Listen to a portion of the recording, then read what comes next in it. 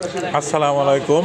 এই যে সবে বরাতের নামাজ পড়লাম, এই লোকে গজার লাগে মন খারাপ।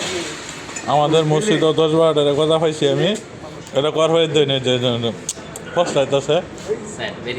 এই যে ভেরি স্যাড বলতেছে, চিন্তা হচ্ছে কইতেছে গাঙ্গ বাড়ির গেলে গজা পাইম। কিন্তু এই গজা খবরটা এই এনামুল ভাই দিছে, গজা ফাইলেন কইলেন না। হ্যাঁ, কোন দেওয়ার দরকার আছে। আব্দুল্লাহ ভাই এই বৈষম্য আপনি না করলে এই যে হ্যাঁ গজা পাইছে না দেখে মন খারাপ, আমি বলে বৈষম্য করছি।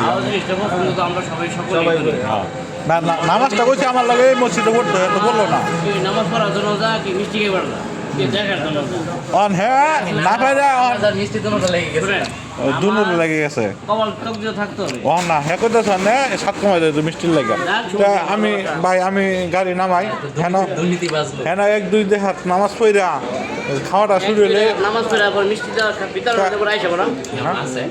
হ্যাঁ কথা নাই শেষ, যদি বাঁচতে সবার বাড়া দেয় দিচ্ছে। লোন হুন্ডাতে ঘুরি তাহলে যে লোকে গদার লাগে খুব আফসোস করতেছে। হ্যাঁ 12টার সময় খাওয়া অনেক। আপনারা সবাই এই বিনোদনটা দেখতে পারবেন। দেখেন গজার লাগে মানুষ কি করতে পারে, দেখেন আপনারা গজার লাগে কি করতে পারে, এটা পরবর্তী ভিডিওতে দেখতে পারবেন আপনারা। আরো অনেক কিছু আছে।